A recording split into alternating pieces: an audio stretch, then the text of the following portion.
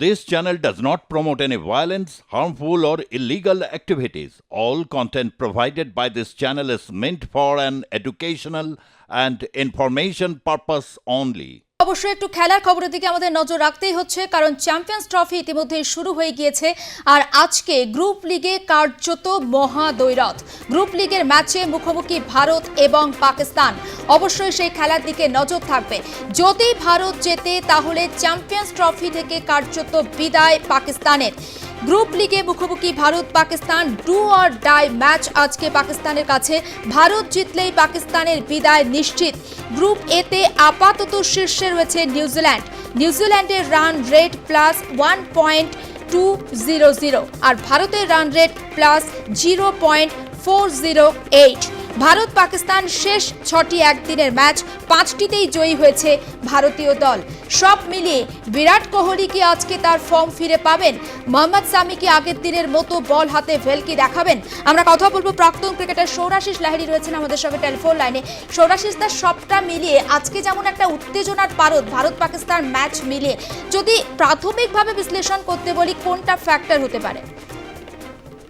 Obviously ধারে ভারে India অনেক অনেক ভালো দল, এবং সব থেকে বড় কথা হচ্ছে দুবাইতে খেলা হবে, যে কন্ডিশনে খেলা হবে সেই কন্ডিশনটা, কারণ গত ম্যাচটা আমরা দেখেছি যে উইকেটে খেলা, উইকেট একটু স্লোয়ার সাইডে হলে উইকেট হলে অবভিয়াসলি সেখানে স্পিনাররা মিডল ওভার্সে খেলাটাকে অনেক বেশি কন্ট্রোল করে। আর সেখান থেকে এদের ইন্ডিয়ান টিমটা এত ভালো ব্যালেন্স, যেখানে জোরে বোলিং এ মোহাম্মদ শামির মতো জোরে বোলার আছে, হার্ষির রানা ভালো ফর্মে আছে, প্লাস স্পিনাররা যেখানে আপনার কুলদীপ, অক্ষর, জাডেজা, হার্দিক পান্ডিয়া আছে। তো অবভিয়াসলি ইন্ডিয়া বোলিং অ্যাটাকটা অনেক বেশি ফর্মিডেবল, টিমটার মধ্যে অনেক ব্যালেন্স আছে, অনেক বেশি অলরাউন্ড এবিলিটি আছে, ব্যাটিং এর গভীরতা আছে, যেখানে অক্ষর পটেল 5-এ ব্যাটিং করে, তারপরে হার্দিক, জাডেজা, তো ব্যাটিং অনেক লম্বা। অন্যদিকে যদি পাকিস্তান টিমটাকে আপনি দেখেন, যে অবভিয়াসলি পাকিস্তান টিমের জোরে বোলাররা যথেষ্ট ভালো, কিন্তু পাকিস্তান খুব ইনকনসিস্টেন্ট টিম। বাট হ্যাঁ, আমরা অনেক ইনকনসিস্টেন্ট হলে অনেক সময় কি হয়, টিমটা আনপ্রেডিক্টেবল হয়ে যায়। But at the end with 50 over game, অনেক বড় খেলা, সারা দিন একটা পুরো দিনের খেলা। আমার মনে হয় সেদিক থেকে বিচার করতে গেলে ইন্ডিয়ান টিম অত, তাছাড়া ইন্ডিয়া খুব ভালো স্টার্টও করেছে টুর্নামেন্টের।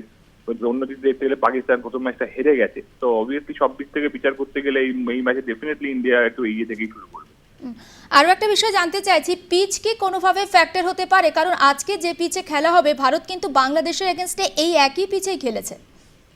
হ্যাঁ নিশ্চয়ই, কারণ একটা যখন তুমি একটা যে উইকেটে খেলা হবে সেই উইকেটে তুমি আগে যদি একবার খেলে নাও, তবেই তোমার একটা আইডিয়া হয়ে যায় উইকেটটা কিরম ভাবে খেলতে পারে, উইকেটটা কিরম ভাবে, উইকেটের পিচ কিরম, উইকেটে বল কতটা পড়ে ব্যাটে আসে বা কতটা বল পড়ে ঘোরে, তো সেইভাবে তুমি তোমার রণনীতি তৈরি করতে পারবে। তো অবভিয়াসলি ইন্ডিয়া এই গত ম্যাচটা যে বাংলাদেশের বিরুদ্ধে যে ম্যাচটা ওই উইকেটেই খেলেছিল, সেটা definitely will be an advantage for India. আরও একটা বিষয়, শাহিন শাহ আফ্রিদি, হ্যারিস রৌফ নিউজিল্যান্ডের বিরুদ্ধে খুব একটা ভালো যে তারা ফর্ম দেখাতে পেরেছেন এমন কিন্তু নয়, কিন্তু নাসিম শাহ যদি আমরা দেখি যথেষ্ট ভালো লাইন লেন্থ রেখে বল করেছেন। তিনি যদি নতুন বলে ভেলকি দেখাতে পারেন, বিরাট কোহলির ক্ষেত্রে কি চাপ হতে যাচ্ছে? দেখো, অবভিয়াসলি যে কোনো টিমেই যখন যারা স্ট্রাইক বোলার আছে তারা চেষ্টা করবে ইনিশিয়ালি যতটা বেশি স্ট্রাইক করা যায়, তাহলে অপোনেন্টকে সবসময় ব্যাক করে ঠেলে দেওয়া যায়। তো অবভিয়াসলি পাকিস্তানের স্ট্রেংথ হচ্ছে ওদের জোরে বোলিং, নাসিম শাহ, শাহিন শাহ আফ্রিদি, হ্যারিস রফ, এরা সবাই আছে। এরা যথেষ্ট, এদের গতি সম্পন্ন বোলার এবং এদের যথেষ্ট বোলিং এ যত বৈচিত্র্য আছে। তো অবভিয়াসলি ইন্ডিয়ার টপ অর্ডারকে যদি এরা একটা ইনিশিয়াল ধাক্কা দিতে পারে, তো অবভিয়াসলি চেষ্টা করবে সেই ধাক্কাটা দিয়ে ইন্ডিয়াকে একটু ব্যাক করে ঠেলে দেওয়া। বাট অবভিয়াসলি ইন্ডিয়ান ব্যাটসম্যানদের মধ্যেও সেই এবিলিটি আছে, সেই কিরম ভাবে সেটাকে কাউন্টার করতে হয় বা সেই বোলিংটাকে কিরম ভাবে নেগোসিয়েট করতে হয়। খুব একটা ইন্টারেস্টিং ব্যাটল হবে। তো আমার মনে হয় but India is very well prepared and obviously অনেকটা এগিয়ে আছে এই মুহূর্তে যদি আজকে বিচার করতে হয়। আর একদম শেষ প্রশ্ন রাখতে চাচ্ছি, বিরাট কোহলির ফর্মে না থাকা, খুব সাম্প্রতিক সময় আমরা দেখেছি তিনি একটা হাফ সেঞ্চুরি করেছেন, কিন্তু সাম্প্রতিক সময়ে যে 5টা ম্যাচ হয়েছে খুব একটা ভালো ফর্মে তিনি নেন। সেটা কি ভারতের উপরে একটু হলেও চাপ বাড়াতে চলেছে কি?